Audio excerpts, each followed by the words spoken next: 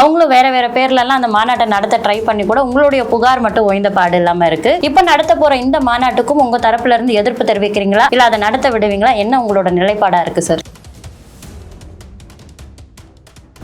அது என்னை பொறுத்தவரையும் மிகப்பெரிய ட்ராமா, நாடகம். அப்பா மகனுக்கும் உள்ள நாடகமே இப்போ வரக்கூடிய இந்த தேர்தல் காலகட்டத்தில் இவங்களை யாரையுமே திசை திரும்பி பார்க்கவே மாட்டேங்கிறாங்க. பாமக அதனால சர்வசாதாரணமாக இடம் போடுற கட்சி இல்லை. 5% தென் மாவட்ட அந்த வடார்காடு மாவட்டங்களில் 5% வாக்குகளை கையிலேயே வச்சிருக்கக்கூடிய, எப்போ இருந்தாலும் எந்த பிரச்சனை வந்தாலும் எந்த தோல்வி அடைஞ்சாலும் எது ஜெயிச்சாலும் சரி 5% வாக்குகள் கன்ஃபார்மான வாக்குகள்.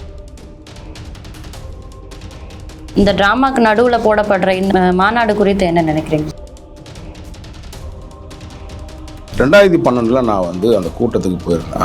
அதுக்கு முன்னாடியே பார்த்தீங்கன்னா 2000 ஐயா காடுவெட்டி குரு அவர்கள் அவர் தான் வன்னியர் சங்கத்துடைய தலைவராக இருந்தார். அந்த மஞ்சள் படையினே ஒரு பட்டையை கொண்டு வந்தார்.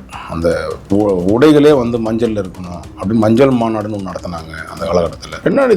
12ஆம் வருஷத்தில் நான் போயிட்டு அந்த மாநாட்டை பார்க்கும்போது ஒரு குறிப்பிட்ட சமுதாயத்தை, அதுவும் ஒடுக்கப்பட்ட சமுதாயத்தை தொடர்ந்து அவர் மேல அவ்வளோ மோசமான வார்த்தைகளை பேசுறது, இழிவான சொல்ல பேசுறது, அந்த சாதியை குறிப்பிட்டு பல்வேறு விதங்கள்ல தொடர்ந்து அவர் காடுவெட்டி குருவாக இருந்தாலும் சரி, இப்ப இருக்கக்கூடிய அரசியல்வாதிகள்கிட்ட நீங்க போய் என்னங்க நேர்மை எதிர்பார்க்க முடியும், என்னங்க உண்மை எதிர்பார்க்க முடியும்? ஐயோகளோட மோச முருவமாயிட்டாங்க. மக்களை பத்தி என்னைக்காவது சிந்திக்கிற அரசியல்வாதி எப்போ வருவாங்க? அதுதான் நான் பல காணொலியில பேசும்போதெல்லாம் சொல்லும், பல இது கழிதலும் புரிதலும் புகுதலும் வேணும். அந்த 10.5% இது அதிமுக எடப்பாடி இருக்கும்போது தாம்பரத்தில் அதுலேயும் நான் தான் வழக்கு புகார் கொடுத்து இன்னைக்கு வரையும் அதில் டேமேஜஸ் இருக்கு. ஸோ கிட்டத்தட்ட இவரால் 100 கோடி ரூபாய் ப்ராப்பர்ட்டி பொது சொத்துக்கள் சேத விளைவிக்கப்பட்டிருக்கு. இது அசம்பிளியில் பேசப்பட்ட விஷயம், நீ சட்டமன்றத்தில் பேசப்பட்ட, என்னுடைய வழக்கில் பேசப்பட்ட விஷயம். அந்த அம்மையார் என்னை பற்றி பல விஷயங்களை அங்கே தான் பேசினாங்க.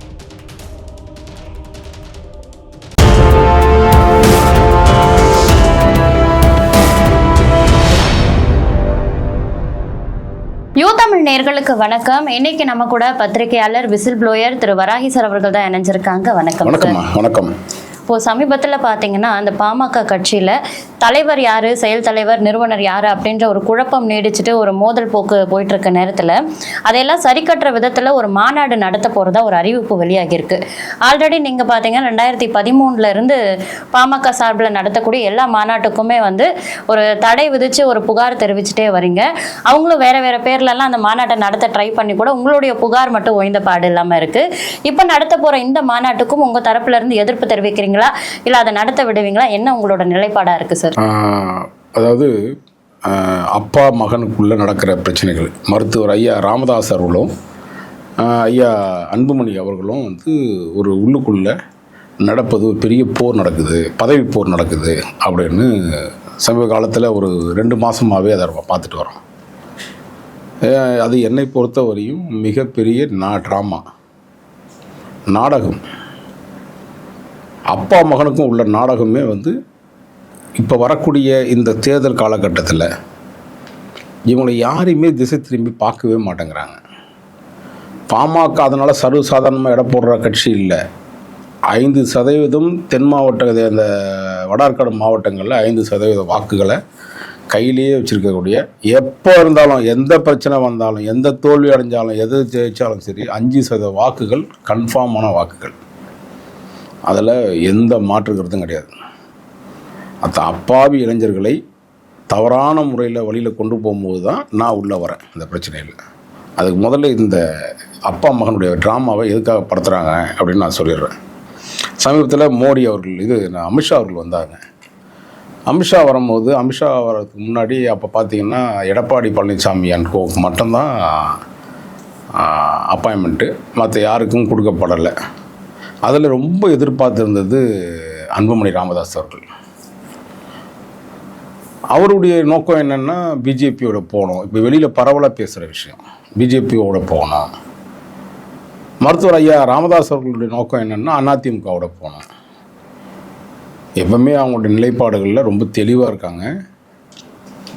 யாரும் கூட்டணி வைத்தாலும் அதுக்கெல்லாம் முன்னாடி நான் இன்னொரு விஷயம் சொல்லுவேன்.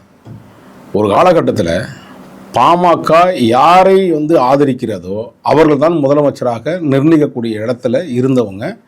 அதில் எந்த மாற்று கருத்தும் கிடையாது எனக்கு. பாமக அதுலேயும் பெரிய வியாபாரத்தை நம்ம பெட்ஷீட்டை வந்து விரிச்சிருவாங்க. எப்படி விரிப்பாங்கன்னா, இப்போ நடக்கிற சம்பவம் உங்களுக்கு என்னன்னு கேட்டிங்கன்னா,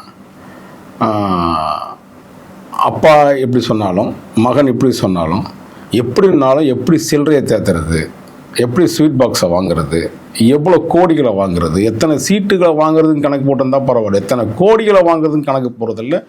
மிக தெளிவான ஒரு குடும்பம் தான் நம்ம ஐயா மருத்துவர் ராமதாஸ் அவர்கள். நான் ஆரம்ப காலத்துக்கெலாம் சொன்னோம்னா இன்னும் அது நினைவுபடுத்தணும்னா என்னடா அப்படின்னு நினைப்பாங்க மக்கள். ஆரம்ப காலத்தில் ஒரு வன்னியர் சங்கங்களாக இருக்கும்போது ஐயா வன்னியர் சங்கம் கொண்டு வந்தது ஐயா நடராஜன் அவர்கள் தான், அவங்களுக்கு தெரியும். அதுக்கு பிறகு அந்த இயக்கத்தில் ஒரு பெரிய குழப்பத்தை உருவாக்கி இவர் கையில் எடுத்து அது ஒரு பெரிய இதை பண்ணார். அதுக்கு ஒரு சாணக்கியத்தனம், கலைஞர் மாதிரி ஒரு சாணக்கியத்தனம்ன்றது சாதாரண விஷயம் இல்லை. உண்மையாகவே அதை பாராட்டணும். அரசியலில் பண்ணுற பித்தலாட்டத்திற்கெலாம் அதுக்கு பேர் பின்னாடி என்ன, பிராண்டு பேர் என்னென்னா சாணக்கியத்தனம் பேர். அதுவும் இப்போ சாணக்கியத்தனத்தில் சேர்ந்துருச்சு. பிராட்டுத்தனத்துக்கெல்லாம் சாணக்கியத்தனம் தான் பேர். அது கலைஞராக இருந்தாலும் சரி, இவராக இருந்தாலும் சரி, இன்னும் பண்ணிட்டு இருக்க தலைவராக இருந்தாலும் சரி, எல்லாத்துக்கும் அதுக்கு பேர் சாணக்கியத்தனம் பேர் வச்சுக்கிறாங்க. என் குடும்பம் எந்த காலகட்டத்திலையும் அரசியலுக்கு வராது. அப்படி என் குடும்பம் யாராவது நான் தவறு செஞ்சால், லஞ்சத்து லாவணியத்துக்கு எதிராகவோ நான் தவறு செஞ்சாலோ அதிகார பலத்தை நான் எப்போவுமே எடுக்க மாட்டேன் இப்படின்னு பல பொய்களை அந்த காலகட்டத்தில் சொன்னார். எதை நோக்கி அவர் வந்து மக்கள்கிட்ட சொன்னாரோ அதை தாண்டி என் குடும்பத்தை, என்னை சார்ந்தவர்களோ என் குடும்பத்தை சார்ந்தவர்களோ என்னை குடும்பத்தாரோ யாராவது வந்து அரசியலுக்கோ அல்லது அதிகார பதவிக்கோ வந்தாலோ முச்சண்டில் வச்சு நல்ல பெரம்பில் பின்னி எடுக்கணும்னார். இப்போ பெரம்பெல்லாம் போயிடுச்சு. இப்போல்லாம் வந்து துப்பாக்கி தான் சுடுவாங்க. இப்போ அந்த மாதிரி ஆயிடுச்சு. ஏன்னா காலகட்டங்கள் மாறிடுச்சு. எத்தனை பதவி, எத்தனை அரசியல், என்ன சொல்லி, யார்கிட்ட கூட்டணி, என்ன எங்கே கூட்டணி வைக்கணும், திமுக ஒரு பக்கம், அதிமுக ஒரு பக்கம், அப்புறம் வந்து கண்ட இடத்துல போய் நாக்கை இது வச்சு எப்படியாவது பல இடங்களில் பல கூட்டணி வச்சு அந்த கட்சியே நாசமாகி அப்படி மோசமான சூழ்நிலைக்கு. ஆனால் அது சர்வசாதாரணமாக நான் அதையும் திரும்பவும் சொல்லுவேன், ராமதாஸ் அவர்களே நம்ம சர்வசாதாரண விடப்பட முடியாது. இன்றைக்கி வன்னியர் சங்கங்கள் மாநாடு நடத்துறது வந்து அது ஒரு பாட்டு. ஆனால் வன்னியருக்காக இடஒதுக்கீடுக்காக போராட்டம் என்பது ஒரு காலகட்டத்தில் எம்ஜிஆர் அவர்களுடைய வலிமையான எம்ஜிஆர் அவர்கள் இருந்த காலகட்டத்திலேயே அவர் வந்து அந்த போராட்டம் பெரிய சக்ஸஸ். 86 87 நினைக்கிறேன், அந்த நினைவில் சரியாக இருக்கும். வேணால் அந்த காலகட்டம் அண்ணா அறிவாலயம் வந்து துவக்கப்பட்ட காலம். அண்ணா அறிவாலயமே அடிக்கல் நாட்டு விழா. தமிழ்நாட்டில் இருக்கக்கூடிய அத்தனை திமுக தொண்டர்களும் சென்னையை நோக்கி வந்துட்டாங்க. இப்போ இருக்கிற பைபாஸ் சாலை கிடையாது, 30 அடி தான் சாலையே. உங்களுக்கு ஒரு காலகட்டத்தில் நீங்கள் 20-25 வருஷத்துக்கு முன்னாடி பார்த்தீங்கன்னா ஒரு இந்த இப்போ தானே 2 அடி சாலை, 4 அடி சாலை, 8 அடுக்கடுக்காக போயிட்டு இருக்குது. அப்போ ஒத்த பாதை தான். ஒரு பஸ்ஸு போனால் இன்னொரு பஸ்ஸு திரும்பி வர முடியாது. இங்கேருந்து போனீங்கன்னா திருச்சிக்கு போகிறதுனாவே நீங்கள் 10 மணி நேரம் 12 மணி நேரம் ஆகும். இப்போ 3.5 மணி நேரம் 4 மணி நேரத்தில் போயிடுறாங்க. ஸோ அந்த காலகட்டத்தில் இவர் வந்து அப்போல்லாம் மரத்தை வெட்டி சாய்ச்சி செங்கல்பட்டு பக்கத்தில் ஆரம்பித்தாங்க. அப்படியே அந்த பகுதியில் எங்கேயுமே யாரும் வெளியில் போக முடியாது. திமுகவுக்கு வந்த கூட்டம், லட்சக்கணக்கான கூட்டம், அறிவாலயத்துக்கு துவக்க விழாக்கு வந்த கூட்டம் எதையுமே வெளியில் போல சம்பிச்சு போச்சு. தமிழ்நாடு, சென்னையே ரொம்ப சம்பிச்சு போச்சு, கூட்டமே இல்லை. எல்லா இடத்துலையுமே வந்து சாலைகள் வந்து அப்படி முடக்கப்பட்டு பெரிய போராட்டம். அந்த காலகட்டத்தில் போராட்டம் தேவை. அதெல்லாம் போராட்டங்கள் வந்து வன்முறையாக மாறாமல் அந்த தன்னுடைய எதிர்ப்புகள் அந்த காலத்தில் தெரிவித்தாங்க. உண்மையாக வீர வன்னியர்கள் சொல்லக்கூடிய அந்த அந்த நோக்கமும் சிந்தனையும் அந்த இடஒதுக்கீடுக்காக போராடினாங்க. அது உள்ளுக்குள்ளே பெரிய அரசியல் இருக்குது. கலைஞர் பண்ண பாலிடிக்ஸு, எம்ஜிஆர் பண்ண பாலிடிக்ஸு, அது பிறகு இவங்ககிட்ட கற்றுக்கிட்ட அரசியல், இந்த முள்ளமாரித்தனத்தலத்தையும் திரும்பி இவரும் பண்ண ஆரம்பித்தார். அது ஒரு காலகட்டத்தில் அதுக்கு பணமாக்க பார்த்தார், பணத்தை ஆக்கிட்டார். ஏன்னா பாவம் ரொம்பவும் மோசமான ஏழ்மை சூழ்நிலையில் இருந்தவர் தான் ராமதாஸ். மருத்துவம் படிச்சுட்டு அந்த மருத்துவம், ஏன்னா ரொம்பவும் நான் வந்து பார்க்குற விஷயம் என்னென்னா, ஒரு தலைவன் உருவாகிறது ரொம்ப கஷ்டம். இன்றைக்கி நம்ம சீமானு நான் சொல்கிறோம் தனிமையில் வந்தார்னு சொல்கிறோம். அன்றைய காலகட்டத்தில், இன்றைக்கியாவது சோஷியல் மீடியா இருக்குது, அன்றைய காலகட்டத்தில் 86 87 தான் ஆரம்பிச்சிங்கன்னா ராமதாஸ் அவர்களுடைய உழைப்பு என்பது சர்வசாதாரணமான உழைப்பு கிடையாது. அவர் மட்டும் உழைக்கலை, அந்த கட்சியில் பல பேர் உழைச்சாங்க. அதில் ஒரு பிராண்ட் நேம் வைக்கணும்ல, தலைவன் தானே பேர் வைக்க முடியும். கீழே தொண்டை உழைச்சாலும் தலைவனுக்கான ஒரு பிராண்ட் இருக்குல்ல, அதை எடுத்தது வந்து இவர் தான். அந்த முன்னோக்கு எடுத்து போன அந்த பயணங்கள், போராட்டங்கள் எல்லாமே வெற்றி அடைஞ்சதுக்கு ராமதாஸ் ஐயான்ற ஒரே நபருக்காக மட்டும்தான் இருக்குது. அப்படி ஒரு போராட்டம் பண்ண ஒரு நபர் ஒரு குறிப்பிட்ட காலத்துக்கு அப்புறம் வசதி வாய்ப்புகள் மற்ற விஷயங்கள் எல்லாம் வந்ததுக்கப்புறம் இது எல்லாமே வியாபாரமாக மாற்றிட்டார். கடையை விரித்து பெட்ஷீட்டை போட்டார். எவன் தரானோ அதை வச்சு தான் நம்ம அடுத்த கட்டம் அப்படின்ற முயற்சி வைத்தார். இன்றைக்கி வரையும் இப்போ நடத்துகிற நாடகமே, ராமதாஸ் அவர் ஐயா நடத்துகிற நாடகமும் அன்புமணியா அவர்கள் நடத்துகிற நாடகமும் ரெண்டுமே என்னன்னு கேட்டினா, ஒன்று பிஜேபிகிட்ட எவ்வளோ அமௌண்ட்டு எவ்வளோ சீட்டு, இன்னொன்று இந்த பக்கம் ஐயா மருத்துவ ஐயா நடத்துறது ஏடிஎம்கேல எவ்வளோ சீட்டு எவ்வளவு பணம், இதுதான் அவங்களுடைய பேரமை தவிர முழுக்க இது வந்து ஒரு பெரிய பேசுகிற அளவுக்குலாம் கூட ஒன்றும் பெருசாக இல்லை. இது ஒரு ட்ராமா. இந்த ட்ராமாக்கு நடுவில் போடப்படுற இந்த மாநாடு குறித்து என்ன நினைக்கிறீங்க? நான் 2012 நான் அதாவது அவங்க ஆண்டாண்டு காலமாக நடத்திட்டு வர சித்திரை முழு நிலவு நிகழ்ச்சி 2012 நான் வந்து அந்த கூட்டத்துக்கு போயிருந்தேன். அதுக்கு முன்னாடியே பார்த்தீங்கன்னா 2000 வந்து ஐயா காடுவெட்டி குரு அவர்கள் வந்து அவர் தான் வன்னியர் சங்கத்துடைய தலைவராக இருந்தார். அந்த மஞ்சள் படையினே ஒரு பட்டையாக கொண்டு வந்தார். அந்த உடைகளே வந்து மஞ்சளில் இருக்கணும் அப்படின்னு மஞ்சள் மாநாடுன்னு ஒன்று நடத்தினாங்க அந்த காலகட்டத்தில். 2012 வருஷத்தில் நான் போயிட்டு அந்த மாநாட்டை பார்க்கும்போது ஒரு குறிப்பிட்ட சமுதாயத்தை, அதுவும் ஒடுக்கப்பட்ட சமுதாயத்தை தொடர்ந்து வந்து அவர் மேலே அவ்வளோ மோசமான வார்த்தைகளை பேசுறது, இழிவான சொல்ல பேசுறது, அந்த சாதியை குறிப்பிட்டு பல்வேறு விதங்களில் வந்து தொடர்ந்து வந்து அவர் காடுவெட்டி குருவாக இருந்தாலும் சரி, இப்போ இருக்கக்கூடிய வன்னியர் சங்கத்தில் அருள்மொழி தேவர் அப்போல்லாம் வேற ஒரு அமைப்பு போயிட்டார், வெளியில் போயிட்டார் அவர். அது பிறகு பார்த்திங்கன்னா அதுலேயே வந்து அன்புமணி ராமதாஸ் இருந்தாலும் சரி, ராமதாஸ் ஐயா இருந்தாலும் சரி, அந்த கட்சிக்காரங்க மேடை ஏறின உடனே பல கூட்டங்களில் இப்படி தான் வந்து பேசி அது ரொம்ப வன்மத்தை, எனக்கு ஒரு கோபமே வந்துச்சு. நேரடியாக அதெல்லாம் பார்த்துட்டு கண் கூட பார்க்குறேன். பார்த்த உடனே 12வது வருஷம் நான் போயிட்டு ஒரு புகார் கொடுக்குறேன். அப்போது ஒன்றுபட்ட காஞ்சிபுரம் மாவட்டம் காவல்துறை, இப்போ செங்கல்பட்டு காஞ்சிபுரம்னு இருக்கு இல்லையா, அப்போ ஒன்றுபட்ட காஞ்சிபுரம் மாவட்டத்தில் புகார் கொடுக்குறேன். அந்த புகாரின் அடிப்படையில் அது செய்தி வந்து பெருசான உடனே 2013 திரும்பி வந்து அவங்க மாநாடுக்கு அனுமதி கேட்குறாங்க.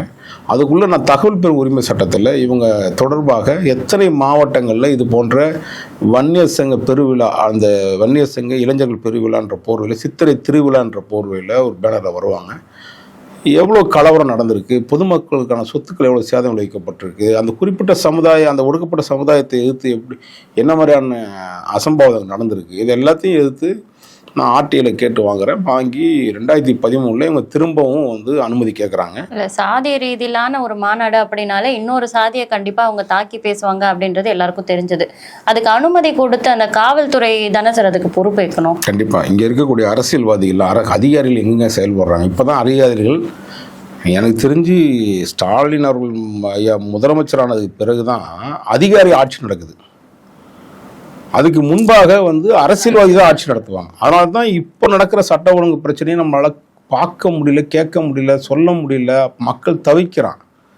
அன்றைய காலகட்டத்தில் அம்மையார் ஜெயலலிதா அம்மையாருடைய காலகட்டத்தில் இவங்க வந்து அந்த போராட்டத்துக்கு வழிவகுக்கும் போது அப்போ அசம்பிளி நடந்துகிட்ருக்க நேரம், நான் சொல்கிற நேரம் வந்து அசம்பிளியில் நடந்துகிட்ருக்க நேரம்.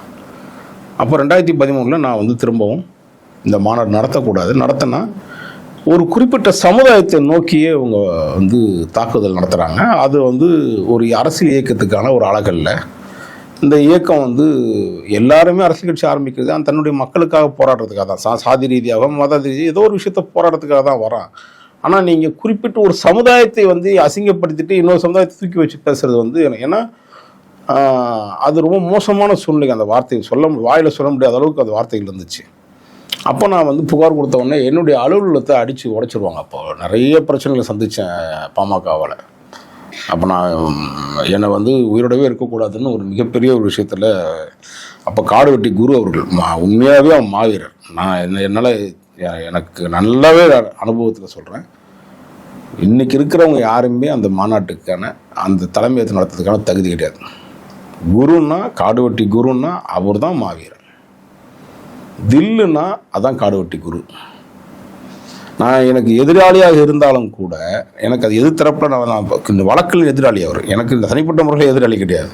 வழக்கில் நான் போடக்கூடிய விஷயங்களில் அவர் எதிராளியாக இருந்தாலும் கூட ஒரு மாவீரனா, ஒரு புரட்சியாளனா, அந்த சமுதாயத்தின் தலைவனா, அப்படி ஒரு போர்வாளா இந்த அதாவது எனக்கு தெரிஞ்சு மருத்துவர் ராமதாஸை விட மிக மிக மிக தெளிவான ஒரு ஆள் யாருன்னு கேட்டால் காடுவெட்டி குரு அவர்கள் தான்.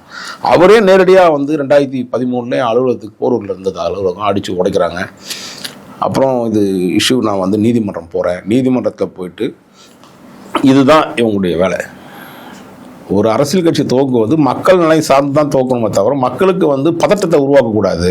இந்த அரசியல் கட்சி இந்த வன்னிய சங்கம் என்ற போர்வையில் பாமக என்கிற அச்சுறுத்தல் பண்ணக்கூடிய மக்களுக்கு பண்ணக்கூடிய அச்சுறுத்தல் எல்லாத்தையுமே எடுத்து நீதிமன்றத்தில் எடுத்து சொல்லி, அப்போது நீதிமன்றம் என்ன பண்ணுறாங்கன்னா, ஏன்னா இப்போ நான் சொன்ன ஒரு விஷயம் நடுவில் போலீஸ் மேட்டர் பேசிகிட்டு இருந்தோம், அதை விட்டுட்டு இங்கே டைவர்ட் ஆகிட்டேன். அன்னைக்கு இருந்த ஆட்சியாளர்கள் அவங்க ஆட்சி பண்ணாங்க, இன்றைக்கி அதிகாரிகள் ஆட்சி பண்ணுறாங்க.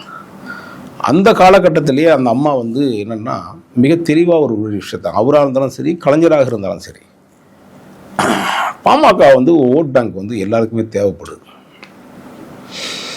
கலைஞர்லாம் கண்டிப்பாக அதை பண்ணியிருப்பாரான்னு கேட்டிங்கன்னா, எதிர்த்து பண்ணியிருப்பாரான்னு கேட்டால் பண்ணியிருக்க மாட்டார். அந்த மாநாட்டிலாம் அந்த அம்மையாருக்கு ஒரு தைரியம், அதெல்லாம் அளவு மீறிய தைரியம்.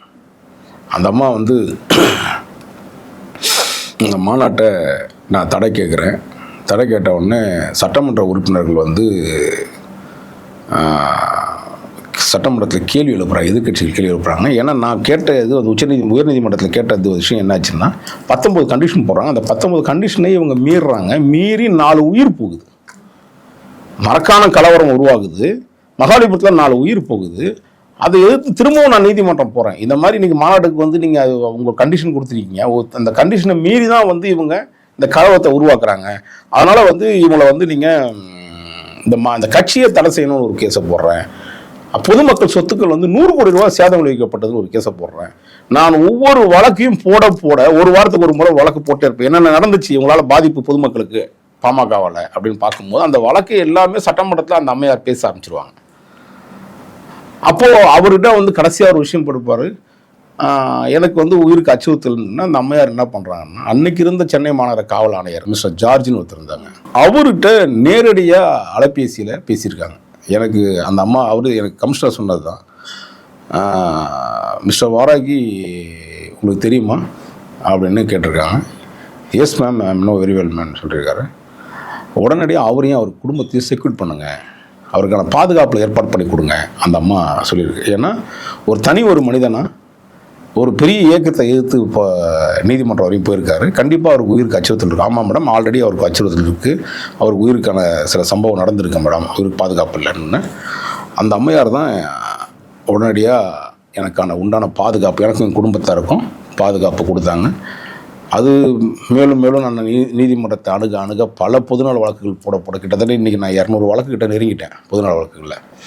அந்த பொதுநல வழக்குனால எனக்கு 12 வருஷம் அந்த அம்மா எனக்கு வயஸ்கேல் இல்லையா, இன்றைக்கி சொல்கிறாங்க இல்லையா விஜய்க்கு வயஸ்கேல் கொடுத்தாங்க, அவருக்கு கொடுத்தாங்க, வயஸ்கேல் கேட்குறாங்கன்ட்டு. அன்னைக்கு எனக்கு வயஸ்கேல் கொடுத்தவங்க சில காவல்துறை அதிகாரி மூலமாக அம்மா கிட்ட போய் சேர்ந்தது.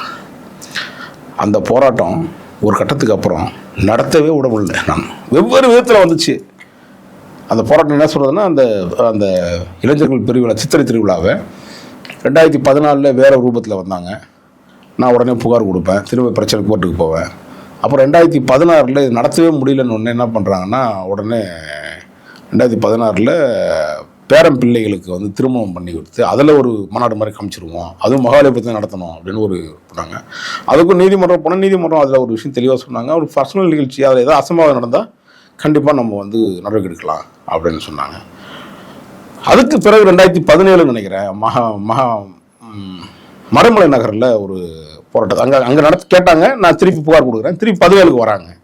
17 மரவளை நகரத்தில் நடத்த முடியாத அளவுக்கு நானும் திரும்பவும் ஒரு புகார் கொடுக்குறேன். அப்போ அந்த நிகழ்ச்சி வந்து கோர்ட்டுக்கு போகிறேன். இல்லை அவங்களுக்கான உண்டான சில பாதுகாப்பு கொடுக்குறாங்க, அந்த காவல்துறையில் சில உத்தரவு கொடுக்குறாங்க. அந்த உத்தரவு அங்கேயும் மீறுறாங்க. இல்லை 2016 வரைக்குமாவது ஜெயலலிதா அம்மையார் இருந்தாங்க, உங்களுக்கு ஒய் பிரிவு பாதுகாப்பு கொடுத்து உங்கள் உயிருக்கு அச்சுறுத்தல் வராத அளவுக்கு பார்த்துக்கிட்டாங்க. 2017 அவங்களும் மறைந்துட்டாங்க, எடப்பாடி அவர்கள் வந்துட்டாரு. ஆனால் அப்போ வந்து உங்கள் உயிருக்கான அச்சுறுத்தல் எப்படி இருந்துச்சு சார்? அது தொடர்ந்து எனக்கு அந்த சமுதாயத்தின் மக்கள் வந்து என் கூட இன்ன வரையும் அந்யுன்யமாக இருக்காங்க. எனக்கு வந்து எந்த சமுதாயத்திலையும் எனக்கு யாருடையும் என் தனிப்பட்ட வன்மை எதுவுமே கிடையாது. அரசியல் கட்சி தலைவராக இருக்கக்கூடிய இடத்துல சில தவறுன்னு சுட்டி காட்டும் போது சில எதிராளிகள் உருவாக தான் செய்வாங்க. எனக்கு இந்த ஆட்சி வந்த வரையும் திமுக ஆட்சி பொறுப்பேற்று 2022 வரையும் 1 வந்துச்சு இவங்க. அதுல இருந்து ஒரு 3 மாசத்துக்கு முன்னாடி எனக்கு இந்த போலி பாஸ்போர்ட் சம்பந்தமா ஒரு அதிகாரி டேவிட்சன் தேவாசீர்வாதத்தை பத்தி நான் ஒரு புகார் கொடுத்துருக்கேன். இது எங்கேருந்து வரோம்னா, அந்த நேரங்களில் தான் என்ன பண்ணுறாங்கன்னா, அப்போது அந்த என்னிடம் சில விஷயங்கள் பேசப்படுது. காவல்துறை சம்மந்தப்பட்ட அதிகாரிகள், நீ வந்து திமுக அரசாங்கத்தோட ஒத்து போகணும், இல்லை எங்களுடைய வழக்குகள்லாம் நீங்கள் வெளியில் எடுக்கணும் அப்படின்னு சொன்னாங்க. நான் சொன்ன நியாயமான விஷயத்துக்கு நீதிமன்றம் போயிருக்கேன். நான் வணங்கக்கூடியது கோவில் மாதிரி நினச்சிட்டு இருக்கோம். நீ கோயில் தான் என்னுடைய வழக்கு என்பது, நான் கோயிலில் தான் நான் வந்து போடுறோம். நீதிமன்றம் வந்து எனக்கு கோயில். அதில் மறுத்ததுக்கு பிறகு என்னோடய போலீஸ் பாதுகாப்பு திமுக ஆட்சி வந்ததுக்கு பிறகு தான் அதை எடுக்கிறாங்க. எனக்கு அந்த ஒய்ஸ் ஸ்கேலுன்றதை எடுத்துட்டு இவனை நட்ரோட்டில் வெட்டி சாவச்சிடணும் அப்படின்ற முயற்சி எடுத்தாங்க. அதுக்கு நான் தனிப்பட்ட முறையில் நான் சில காவலர்களை பணி நிமித்தம், அதாவது தனியார் கூடிய செக்யூரிட்டி இதில் இன்னைக்கு வரையும் நம்ம அதை கரெக்டாக ஓட்டிகிட்டு வரோம். இப்போ என்னென்னா, இந்த வழக்குக்கு சம்பந்தம் வந்துடுறேன். 13 வருஷம் இவங்களால் நடத்த முடியல. 2013 இதுவரையும் நடத்த முடியல. இவங்க நடத்துகிற ஃபஸ்ட்டு ட்ராமாவும் சொல்லிட்டேன். இப்போ அரசியலில் வாழ்வா சாவான்னு ஒரு பிரச்சனை இருக்குது பாமகவுக்கு. ஏன்னா இன்றைக்கி 2 கூட்டணி பலமான கூட்டணின்னு பேசிக்கிறாங்க. திமுக கூட்டணி அசைச்சியே பார்க்க முடியாது, அந்த கூட்டிலேருந்து ஒருத்தவங்க கூட வெளியே போக மாட்டாங்க அப்படின்றதுலாம் ரொம்ப தெளிவாயிடுச்சு. இப்போ வரையும் தெளிவாக இருக்குது. அதிமுகவுடைய கூட்டணி என்பது தேசிய ஜனநாயக கூட்டணி, இவங்க பிஜேபியோட கூட்டணி வச்சுருக்கிறாங்க. அதுவும் ஒரு பெரிய ஸ்ட்ராங்கு. இது இன்னொரு பக்கமும் இப்போ, அதாவது திமுகவுக்கு ரொம்ப பலம் எதிர்த்த மாதிரி நிற்கிற ஆளான்னு கேட்டோன்னா முடியாது. இன்னைக்கு இருக்கு திமுக பலம், அதில் எந்த மாற்று கருத்தும் கிடையாது. அதை உடைக்கணும்னா இன்னும் பாமக ஒரு கட்சி உள்ளே கொண்டு வரணும், அந்த ஓட் பேங்க்குக்கு.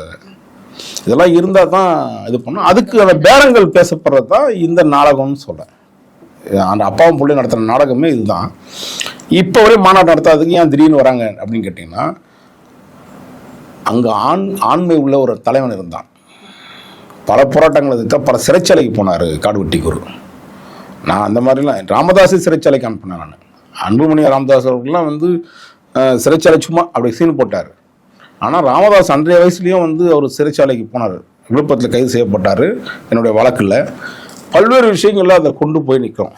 நமக்கு அந்த அரசியல் இயக்கத்தினுடைய தலைவர்கள் மேலே தான் சில வருத்தங்கள் இருக்க தவிர, அந்த சமுதாயத்தின் மேலே மக்கள் நமக்கு இருந்தக்கூடிய அந்த கட்சி சார்ந்த சமுதாய மக்கள் இன்னைக்கு ஒரு நம்மகிட்ட பேசித்தான் இருக்கிறாங்க. அந்த கட்சியை சார்ந்த தோழர்களும் பேசித்தான் இருக்காங்க. ஏன்னா அவங்களுக்கு தெரியும், இன்னைக்கு அந்த கடந்து வந்த இளைஞர்கள் வந்து இன்னும் படித்து வெறியறதுக்கு வந்துட்டான். இன்னும் அவன் வந்து ரவுடி பையனாவே உருவாக்கி வச்சுக்கணும், உனக்கு அடிமையாகவே வச்சுக்கணும்னு இது சில அரசியல் கட்சி நடக்குது இல்லை, பாமக உள்பட சொல்கிறேன். அதனால தான் அந்த இளைஞர்கள் படித்ததுனால தான் இப்போ அந்த கலவரம் நடுவில் ஒரு பிரச்சனையை உருவாக்குனார். உங்களுக்கு தெரியும், தாம்பரத்தில் அந்த 10.5% இது அதிமுக எடப்பாடி இருக்கும்போது தாம்பரத்தில் அதுலேயும் நான் தான் வழக்கு புகார் கொடுத்து இன்றைக்கி வரையும் அதில் டேமேஜஸ் இருக்குது. ஸோ கிட்டத்தட்ட இவரால் 100 கோடி ரூபாய் ப்ராப்பர்ட்டி பொது சொத்துக்கள் சேத விளைவிக்கப்பட்டிருக்கு. இது அசம்பிளியில் பேசப்பட்ட விஷயம், இன்னைக்கு சட்டமன்றத்தில் பேசப்பட்ட, என்னுடைய வழக்கில் பேசப்பட்ட விஷயம். அந்த அம்மையார் என்னை பற்றி பல விஷயங்களை அங்கே தான் பேசினாங்க.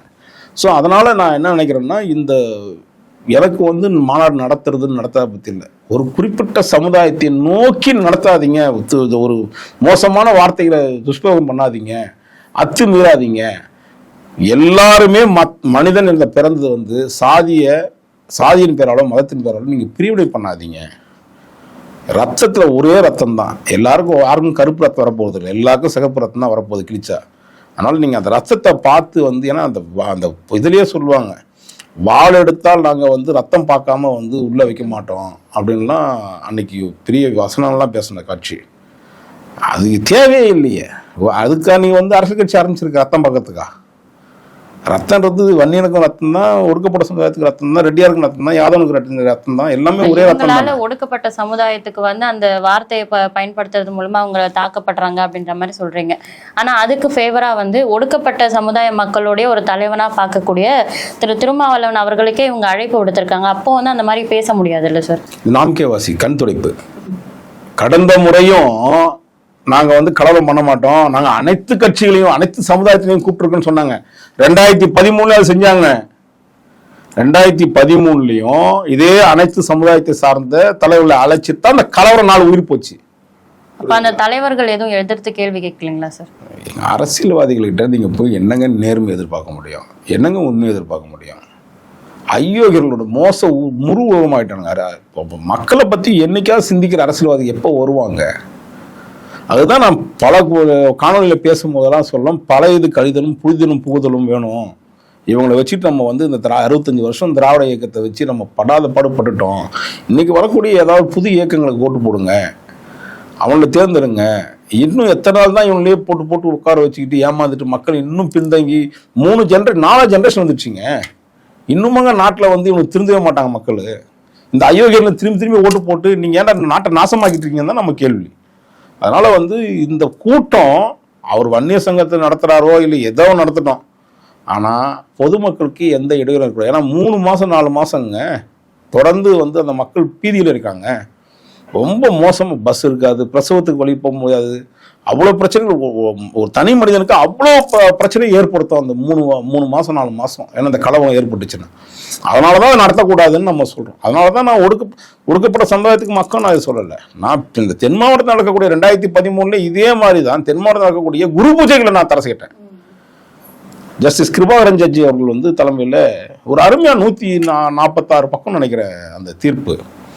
உங்கள் தலைவரை கும்பிடணும்னா வீட்டில் வச்சு கும்பிடுங்கண்ணா, ஏன்டா இங்கே வரீங்க, வெளியில் ரோட்டில் சுற்றுறீங்க, ரோட்டில் வந்து கலவரம் வாக்கி பொதுமக்களுக்கு ஏன் இடையூறு கொடுக்குறீங்க அப்படின்னு அவர் கேட்ட கேள்வி. அது என்னுடைய வழக்கு.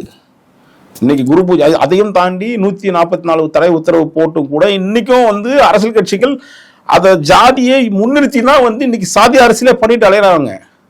அது நான் உச்சநீதிமன்றம் வரையும் இப்போ திரும்பவும் அதுக்கு வந்து மென்ஷன் பண்ண போகிறேன். திரும்ப இந்த வழக்குல இந்த சாதியின் பேராலோ மதத்தின் பேராலோ ஒரு உயிர் போகக்கூடாதுன்றது தான் என்னுடைய நோக்கமே தவிர வேற எந்த தனிப்பட்ட முறையிலே யார் முறையும் வன்மம் கிடையாது. நமக்கு வந்து நல்லது செஞ்சால் மக்களுக்கு ஏன் நம்ம வர வைக்க தானே போகிறோம், யாரை எதிர்த்து பேச போகிறோமா? அதனால் வரட்டும், நல்ல இயக்கங்கள் வரணும், நல்ல சிந்தனைகளை வந்து மக்கள்கிட்ட செலுத்தட்டோன்றது தான் என்னுடைய கேள்வி. உங்களோட கோரிக்கைப்படி இந்த மாநாடு வந்து எந்த சமுதாய மக்களையும் காயப்படுத்தாம நடந்து முடியுதா, இல்லை உங்களை நீங்க வச்ச கோரிக்கைப்படி நடக்குதா அப்படின்றத பொறுத்திருந்து பார்ப்போம் சார். இவ்வளவு நேரம் நேர்காணல் இணைந்து எங்களோட பல கேள்விகளுக்கு விளக்கமான பதில்கள் அளிச்சதுக்கு ரொம்ப நன்றி. நன்றிம்மா, வணக்கம்.